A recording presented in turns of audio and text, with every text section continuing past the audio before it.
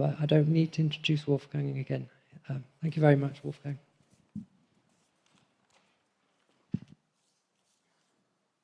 Yeah, the audience, I asked Günter Haug to make a standby for me. Where is he?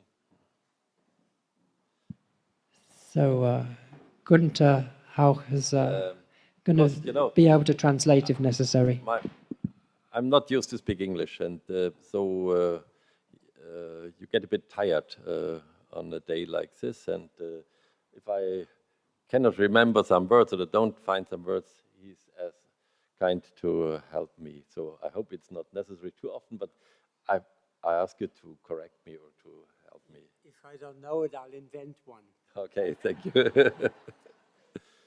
So I'm not a farmer. I was introduced by Angus already enough, so you know that I'm a farmer since, or I'm going to become a farmer since 3 years. All my life I was a salesman and a producer of food, and my questions are quite different to that what we just heard, and therefore I have the question more from the point of view of the consumer, and I think I'm with you that we have the problem that the consumers do not really search the products we think are the best products of the world. And we have the question, why is it like this? And for me, this was the wrong way. For me, it's therefore a very important question. What can we do against the thinking of the consumer, the searching of the consumer? And isn't it the question just the way around? I don't read it. You can read it much better than I. So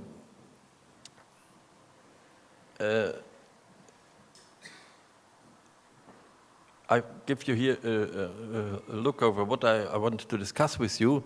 The first part handles with the question, what are the wishes of the consumer and how can we fulfill them and what's the problem? And this is the uneasy triangle.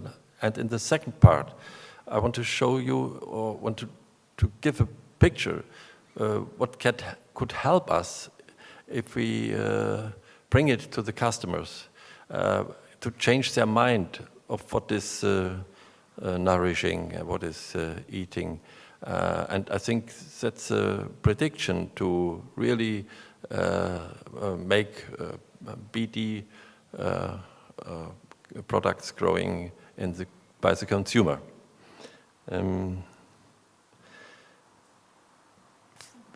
If we go to these questions, I want to point on one very important behavior.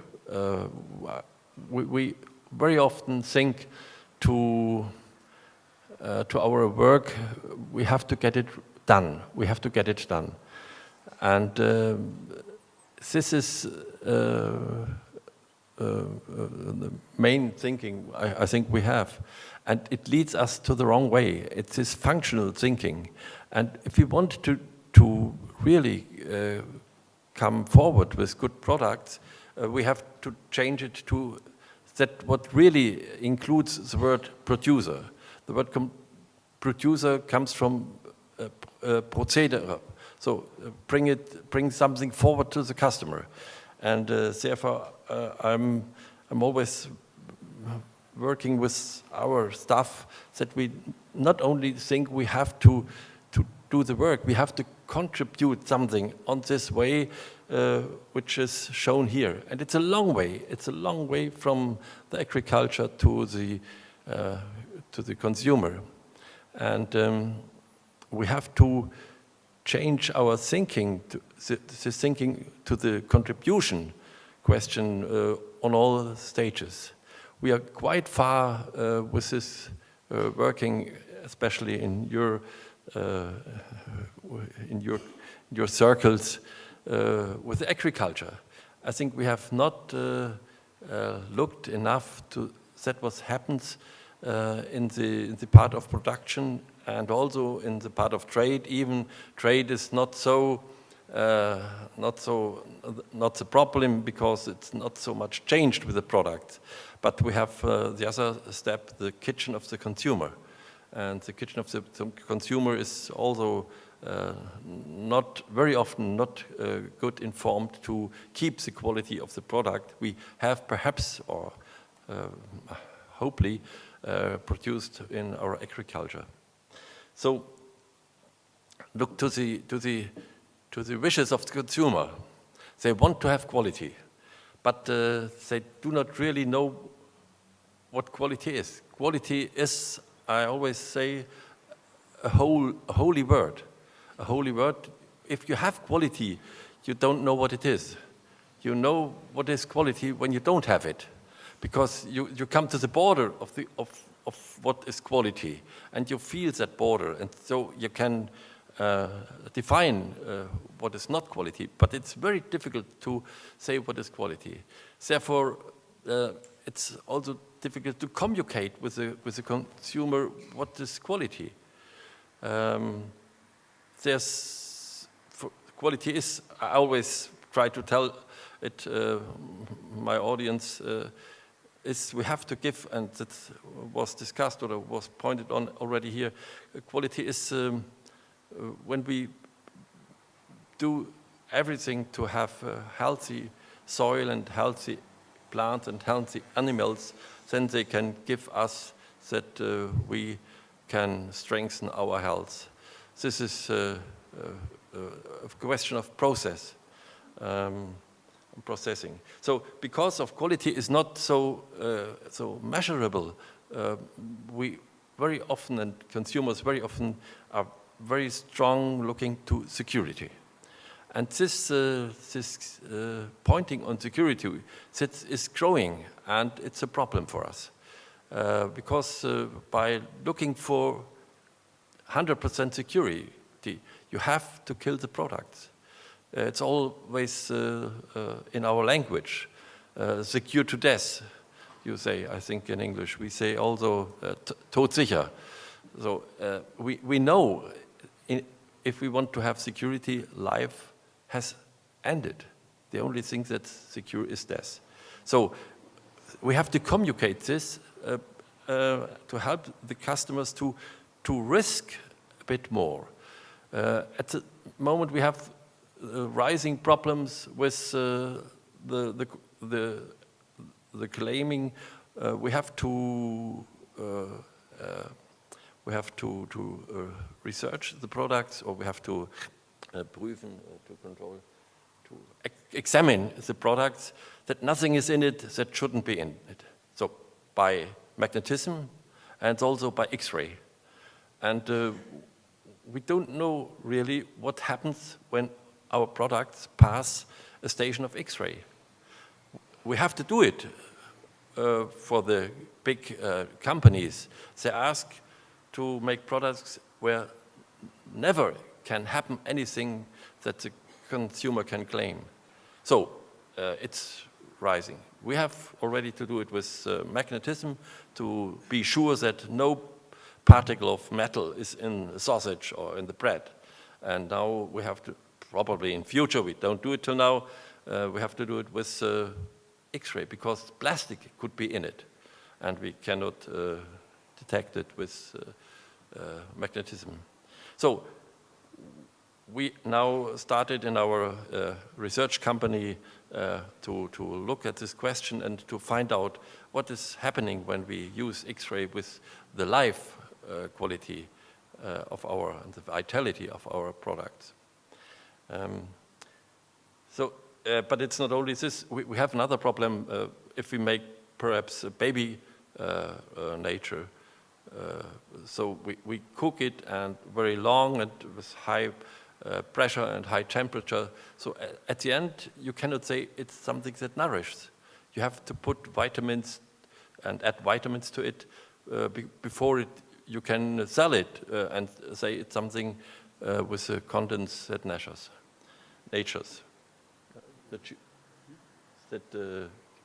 Nature ernährt. Nourish, sorry, nourish. Nourish. Another problem is the wish to have convenience. So I will not say we have to do nothing to secure to certainty and security. We have to do something, but we have to find a good compromise. The other thing is convenience. If we go further with our wish to have products just open and eat them, and they are prepared totally, we also on a way to make products worse and to push the vitality out. We have in our institute on the basis of light, with which we measure, which coming back, the biophotons, we can measure how a product is coming from a lively status to a chemical status, and what happens when we crash it and when we conserve it and when it's 40 days old or 1 day old, and we can look how it is changing over the time. So it's finally get after 14 days or shorter a chemical product with no remembrance to its lifetime. This is another problem. So I call it the uneasy triangle because we cannot, these aims are struggling, these aims are conflicting, and we cannot bring all 3 points, we cannot optimize all 3 points. One is struggling with the other. And customers have to understand this. If not, and the customers finally decide what we have to do. We cannot produce against them. We cannot sell against them. It's impossible. So we have to change the mind of customers. Therefore, the part 2, where I try to give you an idea, or you have that idea, where I try to speak out and tell what I think, what we have to think, and try to make thinking to all customers, many customers, because the right idea of the human being leads to the right quality of food. We have a polarism between this materialism, which has the idea of an input-output machine, the human being as input-output machine, and on the other hand side, we have the Christian picture or thinking of the human being, which is between heaven and earth, and it's a question of transubstantiation, what we are doing. So I brought here a little prayer from Angelus Silesius, which from the 1600s, well, yeah, 16th century, and it shows a bit of this idea, what I just said. So when we try to have a good picture of the human being, we have to think what Rudolf Steiner told us, and I show it here again with this three-folded, or with this human being as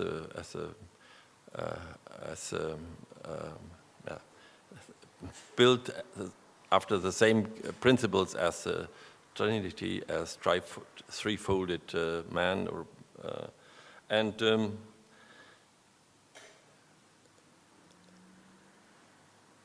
when we look then how, from what he lives, from what a human being lives, we can say we live finally from plants.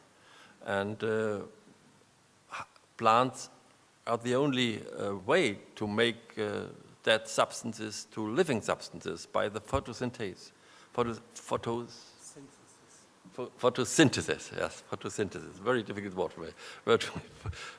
Photosynthesis. And what happens? Heaven and earth is coming together with light and warmth and carbon dioxide on the one side, on the other side water and substances from the soil. And with this help of light and all these things, we we bring that substance to life. And now the next step, and this nourishes other plants, other animals, and finally the human being. And what happens when we digest the food? It's just an inversion of what happens in the situation of creation life, because it's so it's another picture to show what happens getting to making substance to life. So the other way is an inversion of it, because we have living holistic products and we destroy them. We destroy them so intensively that at the end of this process you are seeing here, we have only peptides, amino acid, fat acid, and simple sugar that are in our intestine. And it does not come, has not to pass this intestine before it's not in this status, in a status where you cannot name from what this amino acid or this fat acid is. It has to be without a name. You know, it has all individual qualities have to be put out, so that it's cannot come in our in our eye. You know, so then it has. If it's not destroyed to this quality, we have an immune problem. Immune problem? Immune problem. This is really an inversing process we see in our digestion. And think we have to understand this. And what happens with us when we are destroying our food? What happens with us? We have to bring a lot of force in this process. It's a very difficult process. And so in this process, we press, we destroy it, and we press the spirit, and that what hold the holistic product together, we press it out. And this power, on this power we are growing. We are growing not from the substances. We are growing from the power we have to bring to destroy it. This makes us strong. This makes us awake. It's just another thinking than I think we have usually. And if we know that, or if we think that, we can get to another looking the products. And the other thing is that this spirit we pressed out of at the beginning yesterday, I think there was a sentence: no material without spirit, no spirit without material. We have this here. So this spirit is around us, and something is combining with our spirit. I think this is a process. But now, when we have done this, we have another inversion.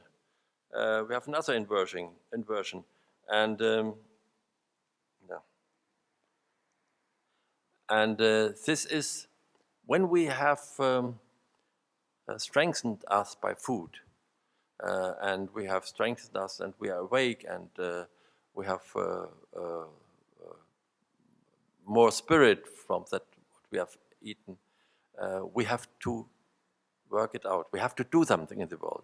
And there we have just the other way around, also an inversion. From our thinking, we have to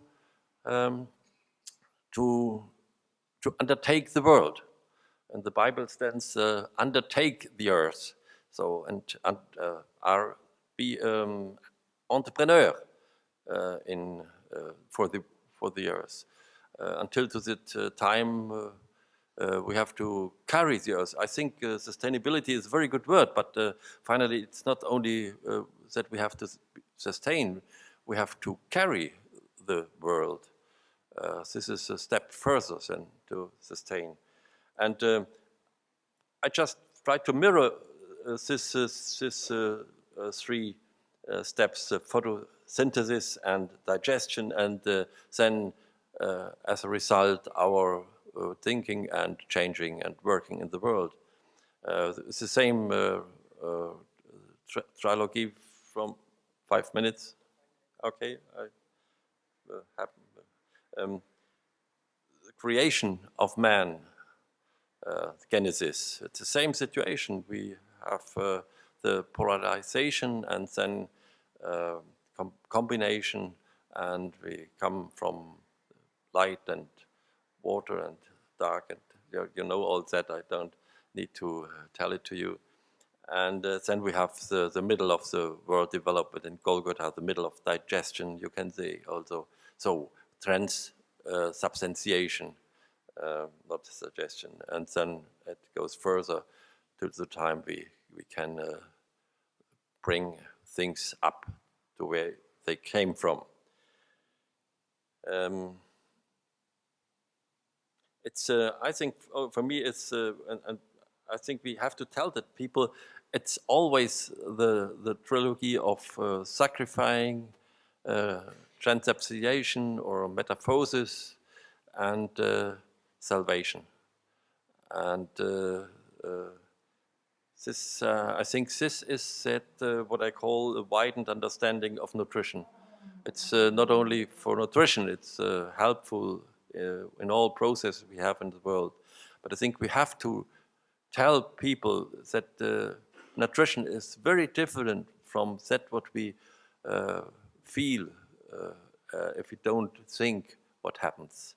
And I think we need this widened understanding of nutrition so that we understand that thoughts form the reality, and we have to change our thoughts. Like Rudolf Steiner said, we need new heads on our shoulders to change really the world.